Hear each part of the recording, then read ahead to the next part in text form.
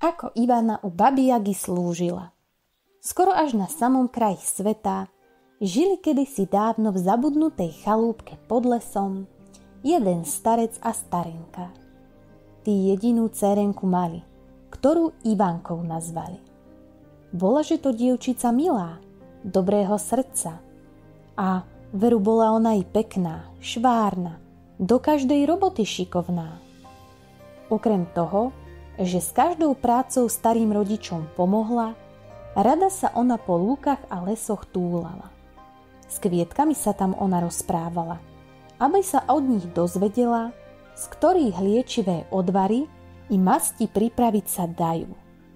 Raz, ako tak bylinky pod lesom na lúke zbierala, stretla tam starenku, ktorá na chrbte veľkú nošu raždia horko ťažko niesla.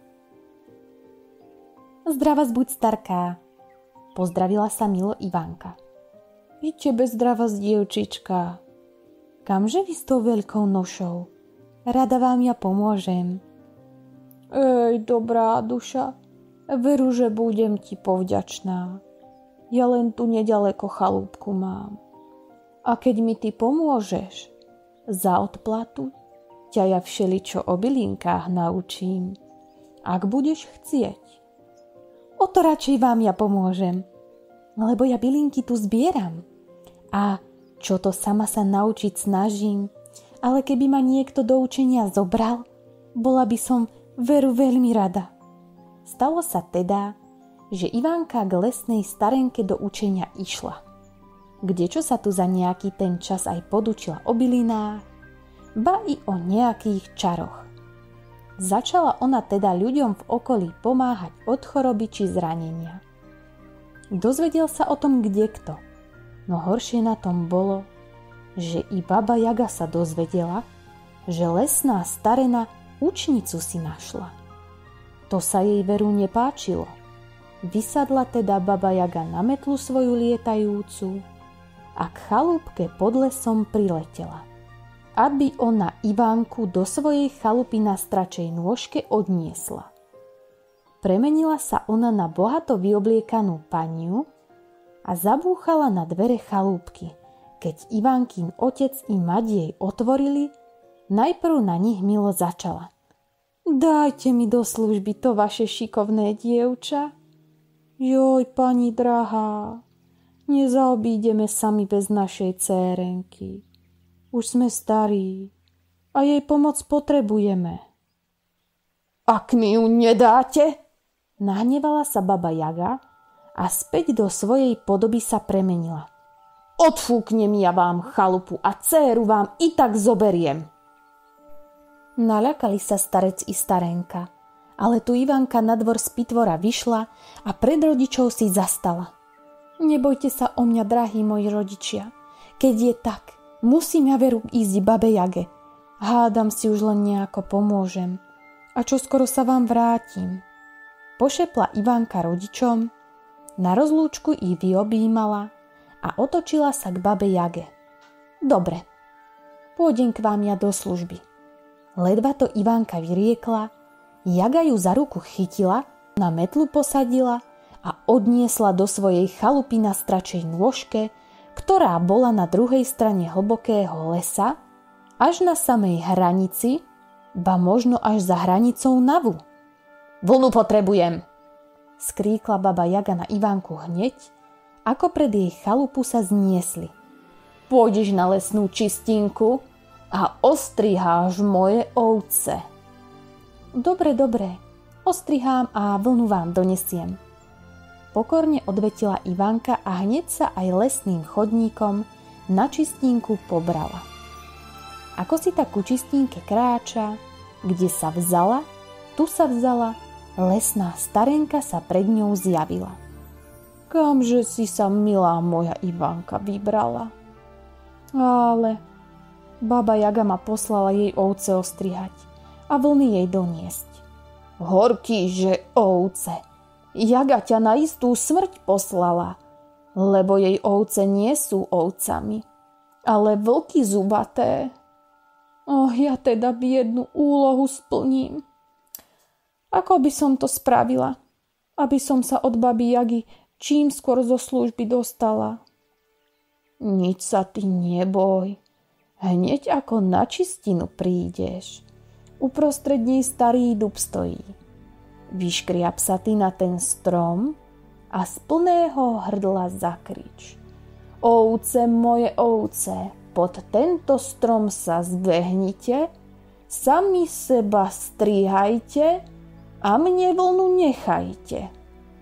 Ivanka na skutku tak zrobila i tak povedala, ako jej lesná starenka radila, a len čo tie slova vyriekla, pod strom vlky sa z každej strany zbehli a jeden z druhého srsť si kmásať začali. Ej, veru, že veľa srstí zo seba nakmásali. Až napokon kmásať sa prestali a na všetky strany sa rozutekali. Ivanka zo stromu zliezla. Vzala srsť a babe Jage ju priniesla. Čudovala sa baba Jaga, ako to Ivanka dokázala a živá vyviazla. No nič nepovedala. Na druhý deň ju na druhú horskú čistinu kravy podojiť poslala. Dobre, nadojím vaše kravy a mlieka vám donesiem. Znova pokorne odvetila Ivanka, hoci už nejakú zradu šípila. No i tak vedra si vzala a lesným chodníkom na čistinku odvážne vykročila. Ako si tak ku čistinke kráča, kde sa vzala, tu sa vzala, lesná starenka sa pred ňou zjavila. Kamže ťa zase Ivanka moja Jaga poslala? Poslala ma na horskú čistinu, jej kravy podojiť a mlieka jej doniesť.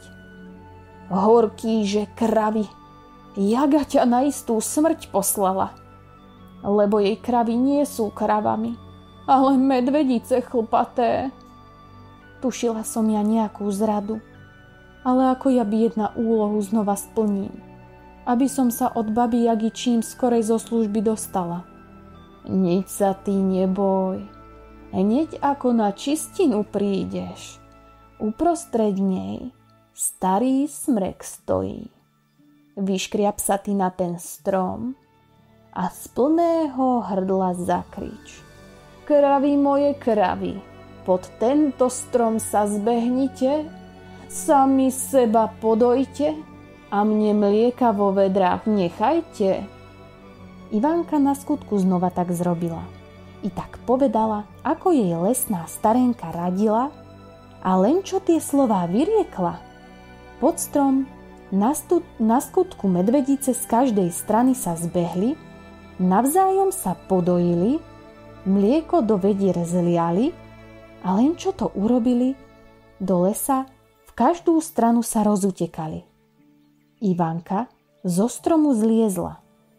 Vzala vedrá s mliekom a babe Jage ich priniesla.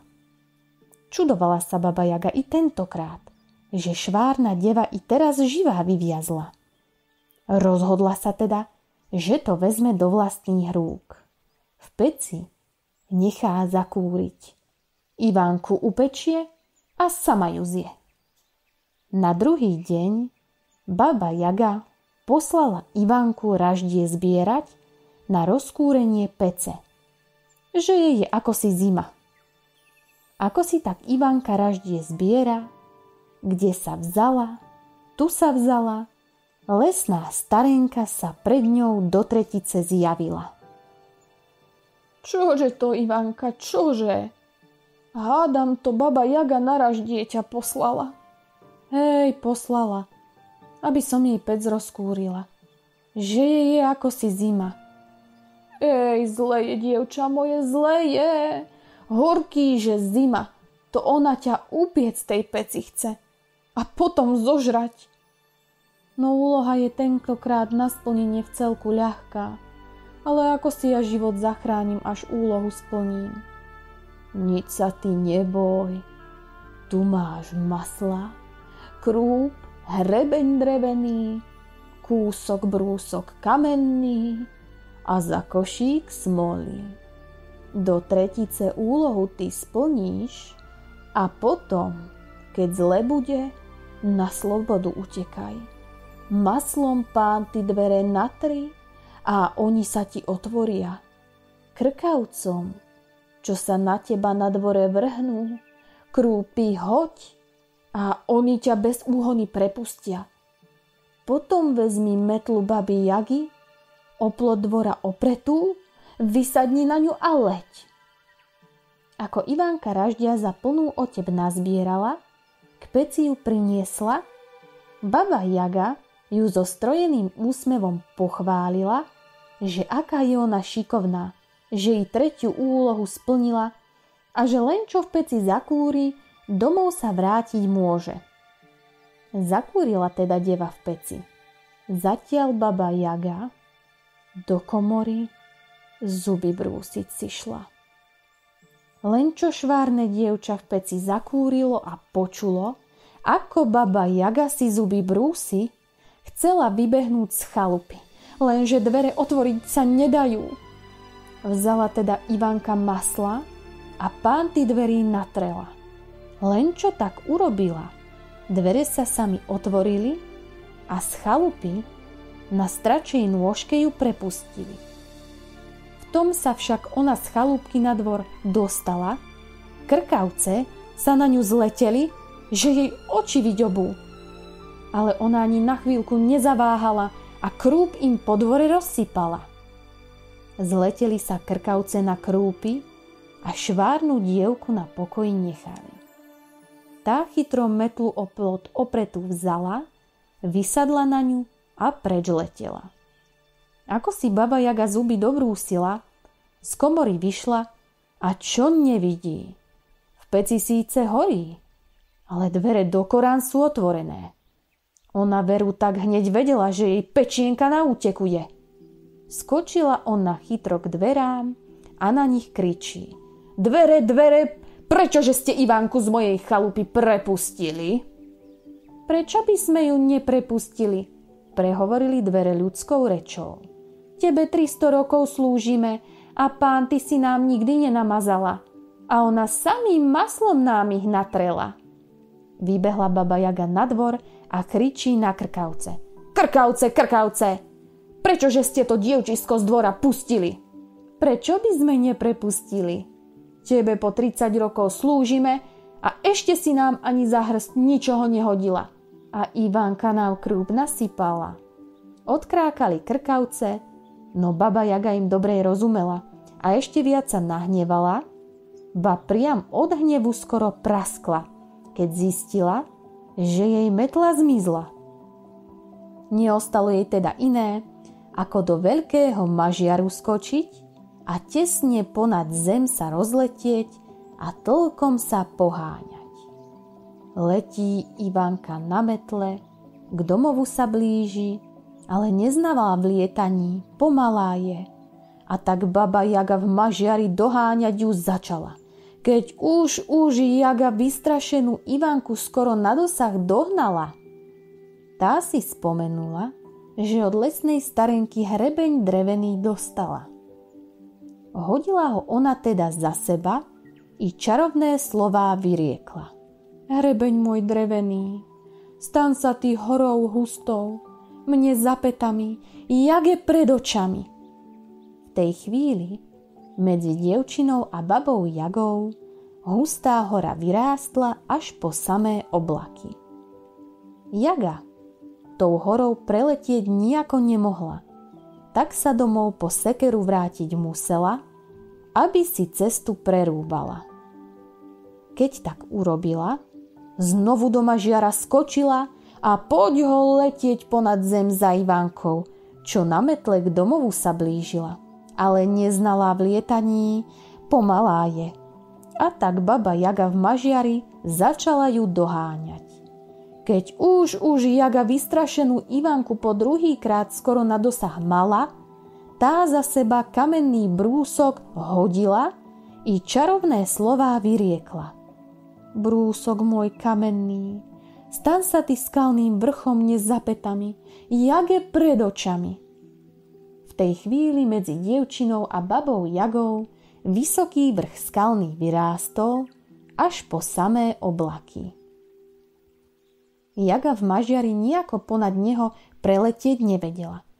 tak sa domov po krompáč vrátiť musela, aby si cestu prekopala.